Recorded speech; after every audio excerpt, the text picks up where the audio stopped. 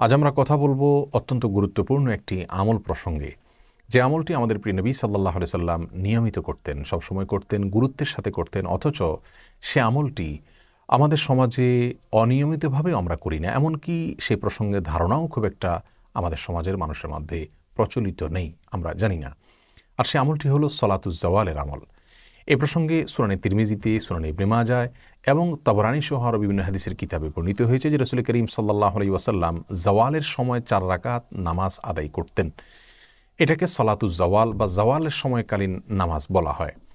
সলাতুদ দোহা বা চাশতের নামাজ বলে আমরা যে নামাজটা বুঝি, এই সলাতুজ জাওয়ালটা হলো তার পরবর্তীতে আদায় করার মতো নামাজ। কেউ কেউ মনে করেন যে এটি সলাতুদ দোহার নামাজই, এটা কি আরেক নামে অভিহিত করা হয়েছে সলাতুজ জাওয়াল বলে, এটি সঠিক ধারণা নয়।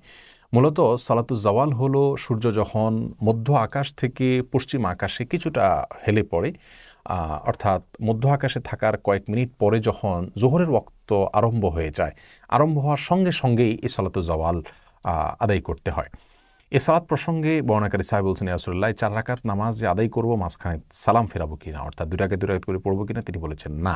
তার মানে এক সালামেই 4 রাকাত নামাজ আদায় করতে হয় এবং বিশেষ কোনো সূরা নির্ধারিত নেই, সাধারণ নিয়মেই পড়তে হয়, বিশেষ কোনো নিয়ম নাই, সাধারণভাবে নফল নামাজের নিয়ত করে এই টাইমটাতে 4 রাকাত নামাজ পড়তে হয়। রাসূল করিম সাল্লাল্লাহু আলাইহি সাল্লাম বলেছেন যে এই সময়টাতে দুনিয়ার আসমানগুলো উন্মুক্ত করে দেওয়া হয় এবং জোহরের নামাজ শেষ হওয়ার পর সেগুলোকে বন্ধ করা হয়। পৃথিবীর যে দেশে যখন এই সময়টা হবে, সেই দেশে তখনই ওই অংশের আসমান উন্মুক্ত হওয়ার এবং আল্লাহ সুবহানাহু ওয়া তাআলার রহমতের দ্বার তাদের জন্য উন্মুক্ত হওয়ার এবং সালাতুজ জাওয়াল প্রযোজ্য হওয়াটা তাদের জন্য খাটবে বা সালাতুজ জাওয়াল প্রযোজ্য হবে তাদের জন্য।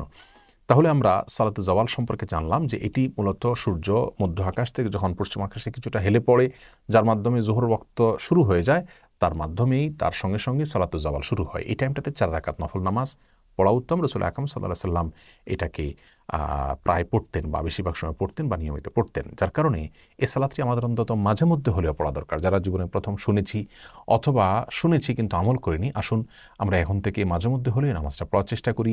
যেহেতু রাতের মধ্যভাগ এবং দিনের মধ্যভাগ ঠিক মাঝামাঝি অংশ, এই দুটিই গুরুত্বপূর্ণ এবং আল্লাহ সুবহানাহু ওয়া তাআলার রহমতের দ্বার এই সময়গুলোতে উন্মোচিত হয়। সেই জায়গা থেকেই আমাদের এই সালাতুজ জাওয়াল পড়া উচিত। কোনো কোনো স্কলারগণ অবশ্য জোহরের ফরজ নামাজের আগের যে 4 রাকাত সুন্নত, সালাতুজ জাওয়াল বলতে তারা বলেছেন যে সেই নামাজটাকে মিন করা হয়েছে। তাহলে তো জোহরের আগে 4 রাকাত সুন্নতকে গুরুত্বের সাথে আদায় করলে আলহামদুলিল্লাহ এই হাদিসের উপর আমল হয়ে যাচ্ছে। কিন্তু যেহেতু অনেক স্কলারগণ এর বিপরীত মত দিয়েছেন, তারা বলেছেন সালাতুজ জাওয়াল হলো মধ্য আকাশে হেলে পড়ার সঙ্গে সঙ্গে জোহরের সুন্নতেরও আগে, আজানেরও আগে এই সালাতটি পড়তে হয় 4 রাকাত নামাজ। তারপরে এবার জোহরের সুন্নত এবং ফরজ পড়ে জোহরের অন্যান্য সালাতগুলো আমরা শেষ করব, সেটি পৃথক নামাজ। যেহেতু এরকম কথাও অনেক স্কলারগণ বলেছেন, সেজন্য সতর্কতা হবে মাঝে মধ্যে হলেও সালাতুজ জাওয়ালটি আদায় করা, অর্থাৎ ঠিক দ্বিপ্রহরে আজ ক্যালেন্ডারে দেখে জোহরের ওয়াক্ত ঠিক কয়টায় শুরু হচ্ছে তার পরপরই এই সালাতটি আমরা পড়ে নেব ইনশাআল্লাহ। এরপরে আজানের পরে জোহরের সুন্নাত এবং ফরজ নিয়মতান্ত্রিকভাবে আদায় করব। আসুন বিলুপ্ত এই সুন্নাহকে আমরা জিন্দা করার চেষ্টা করি, অন্তত নিজের ভেতরে আনার চেষ্টা করি এবং এই ধারণাটাকে অন্যদের মধ্যে শেয়ার করার চেষ্টা করি, অন্যদের মধ্যে এটাকে প্রচার করবার চেষ্টা করি, যাতে করে হারিয়ে যাওয়া সুন্নাহটিকে পুনর্জীবন দেওয়া যায়।